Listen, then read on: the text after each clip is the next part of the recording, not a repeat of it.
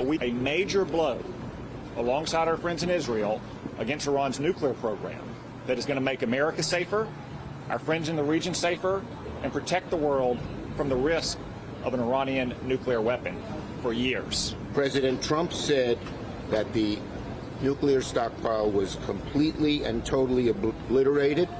I did not receive an adequate answer to that question. We have to be careful what's classified, what I can talk about, and what they said. This is my assessment based upon everything I know. I think they're set back years. My personal view, based on what I heard, is Iran continues to be a threat. So some mixed reaction there from senators following their classified briefing yesterday on last weekend's U.S. military operation in Iran. In less than 2 hours, the White House will receive its own classified briefing on that mission nearly a week after it happened. Joining us now, the House will receive. Joining us now is Congressman Raja Krishnamurthy of Illinois. He serves on the House Intel and Oversight Committees. Congressman, what are the outstanding issues that you would like resolved in that briefing? What are the things you feel you still don't know, the specifics of what you still don't know? Well, I think we don't know where hundreds of kilograms of enriched uranium is. We don't know about other unaccounted for facilities that could weaponize that uranium. I think what people agree on is we cannot have Iran with a nuclear weapon. We must end the nuclear weapons program. But what appears to be outside of dispute today is that that program has not been ended. And therefore, in my humble belief, we have to go to the negotiating table and end it, because as we saw last week, a military solution is not sufficient to end that program. Congressman, is there a possibility that we're dealing in semantics here? I mean, the president muddied the waters by using this word obliterated, which has then been picked up by the Secretary of Defense. But it does look like the subsequent intelligence reporting, not just from the United States, but from the IAEA, from the Israelis, other international sources, does show that there was significant damage done to the Iranian nuclear capacity. So are we sort of picking at hairs a little bit at this stage? Does it look like that initial low confidence report may have underestimated the damage that was done to the sites? Not necessarily. I think we could have multiple things true at the same time. Certainly those facilities that are above ground were severely damaged. You might even say they might have been obliterated. However, the uranium that was stored there, hundreds of kilograms, has not been accounted for. It's 60% enriched. To get to weapons grade, it needs to be enriched to 90%, but it's still a dangerous enrichment level. And then secondly, we don't know about the underground facilities. We don't know about unreported facilities or unaccounted for facilities as well that are scattered around the country.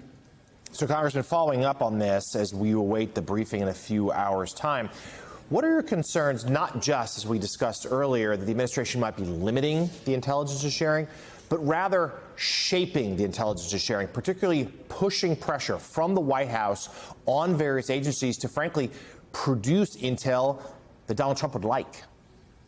That's right. I think there are two concerns there. One, not sharing information with the legislative branch. And let's just be clear why this was required in the first place.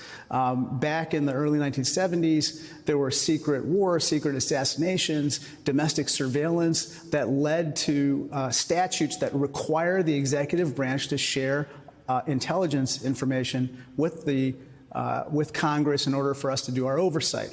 When we aren't able to do our oversight, bad things happen. And that's why we're concerned here. Secondly, you're absolutely right. We're very concerned that people within the intelligence community might be pressured, might be influenced unduly so, to shape intelligence reports to match whatever President Trump wants. Now, we've gone down this road before. Remember in 2003 through 2005 with regard to weapons of mass destruction in Iraq. Unfortunately, at that point, the intelligence community was also pressured to deliver something consistent with what George W. Bush wanted.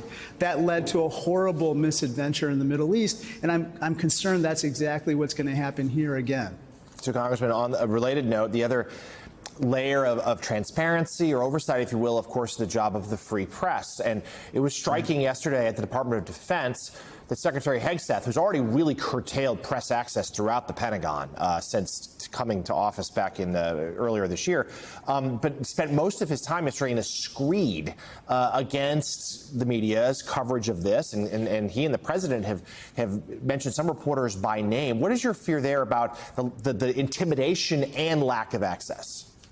Again, I think that attack on Jennifer Griffin of Fox News was meant to basically be a brushback pitch. Don't scrutinize us. Don't criticize us. Don't do the things that the press is required to do in any free society to hold us in check. And so I hope that you folks continue to do the good work that you do. But I think this was intentional, again, along the lines of what they're saying with leaked information.